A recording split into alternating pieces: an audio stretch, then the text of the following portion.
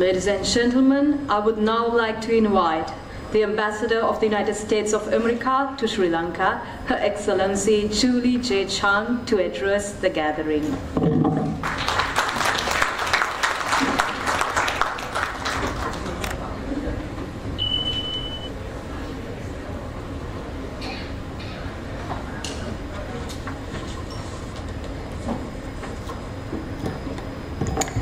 Minister Prema Jayanta, Chairman Karunaratne, Professor Sivananthan, dear colleagues of the Sri Lankan scientific community, Aibawan Vanakum, Assalamu alaikum.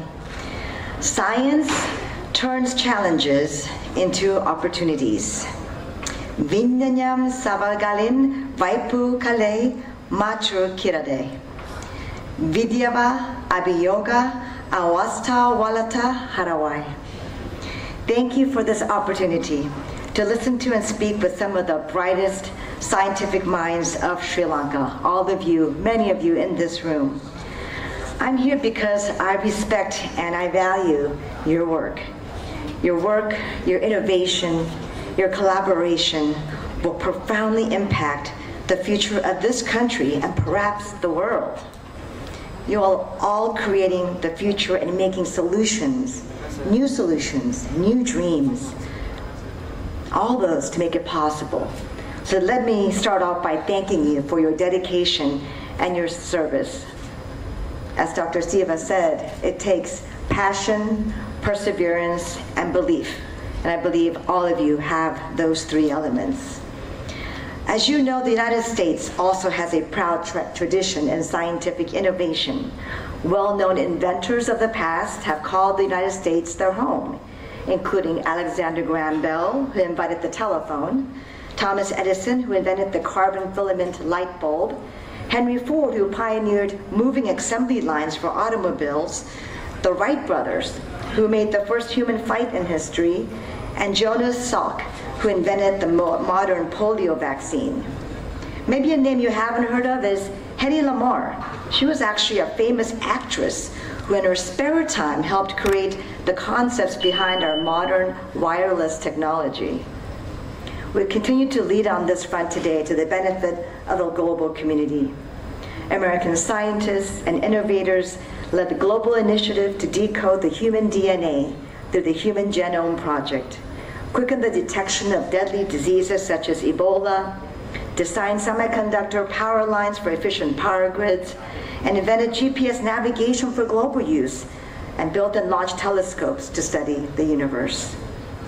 But there's one name in science that I'm especially proud of that you may not know. My father, Dr. Julie Chung. My father was raised in Korea, and like Dr. Siva, he moved to the United States in 1977 when I was still a child. He was an engineer by trade, but had to learn English and work hard and start from the bottom up all over again in the United States, his new home country. But his smarts, his scientific thinking, his ingenuity, his passion, perseverance, and belief all worked to help end up working with NASA and the Jet Propulsion Laboratory and all sorts of aeronautic science. You know, the Mars rover, the Mars lander, my father helped design the landing apparatus. And the Mars rover arm, the nerve system, was something that my father helped develop. He helped rebuild the US space shuttle program by solving the O-ring issue that caused the Challenger explosion many years ago. So my father lives, works, and breathes science, just like all of you. So even though I'm not a scientist and I feel a little intimidated in this room full of scientists, my father always shared his love of science with me. And that's why it's warmed my heart to learn that some of Sri Lanka's own celebrated scientists also made contributions to NASA's mission to understand outer space. The late evolutionary chemist, Dr. Cyril Ponamperuma, born in Gaul, was one of NASA's lead investigators who analyzed lunar soil brought home by the Apollo spaceflight machines and the missions.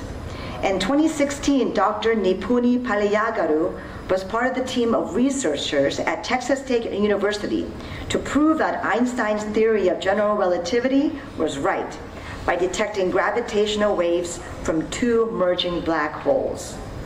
And the collaboration with NASA continues. From an American on my team who works remotely for NASA to a Sri Lankan American professor from the US who will be visiting Sri Lanka this summer to understand what Sri Lanka's soil can tell us about other planets. Beyond my favorite topic of space, though, there's amazingly diverse subject expertise among this audience of Sri Lankan and Sri Lankan American scholars, ranging from biology to physics. It represents the vibrant history of knowledge exchange between our 2 countries. There are numerous initiatives and programs that keep the relationship between our 2 countries strong, just as you heard from Dr. Siva. As part of President Biden's plans to prioritize the scientific innovation in the green energy sector, we convened public and private energy sector counterparts to discuss cooperation on green technology. For 70 years, the U.S.-Sri Lanka Fulbright Commission has funded U.S.-Sri Lankan scholarships across many scientific fields. U.S. exchange programs like the International Visitors Leadership Program enable experts to visit the U.S., meet with their American counterparts, and exchange ideas. Last year, Sri Lankan energy sector experts also visited the United States to meet with industry leaders and government regulators to explore construction and maintenance of energy-efficient power grids. USAID's Sri Lankan Energy Project invests in renewable energy technologies in partnership with the Sri Lankan government and local entrepreneurs. Meanwhile, the USAID Climate Adaptation Project identifies and scales up solutions to climate-related challenges for sustainable market-based growth in tourism, fisheries, and agriculture.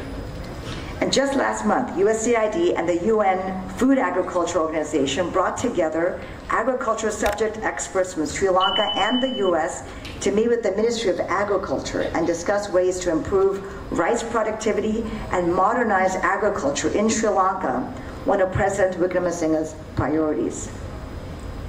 And of course, our commitment to Sri Lanka runs deeper. Over the past year, you've seen that we've provided over $270 million to support the most vulnerable Sri Lankans during this economic crisis.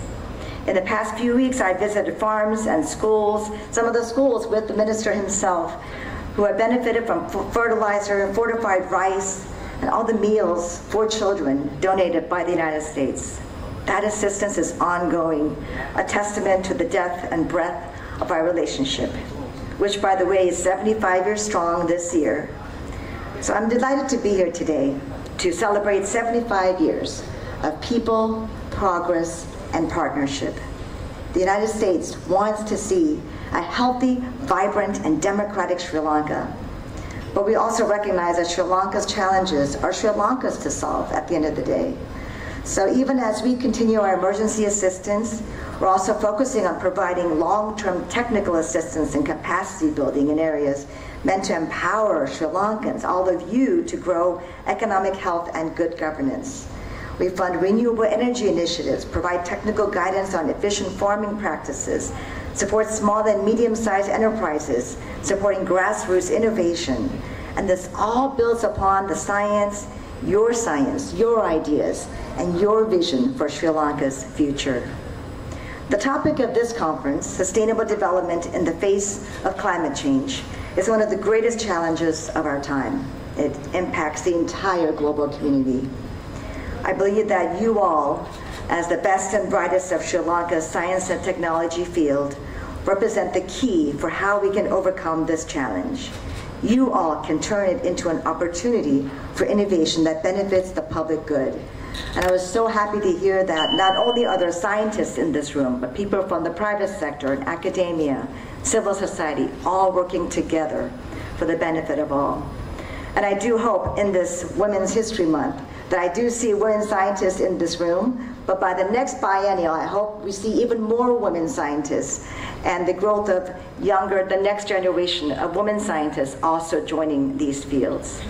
So thank you for this opportunity to speak to you today, and I wish you all the best as you conclude this conference today. Thank you.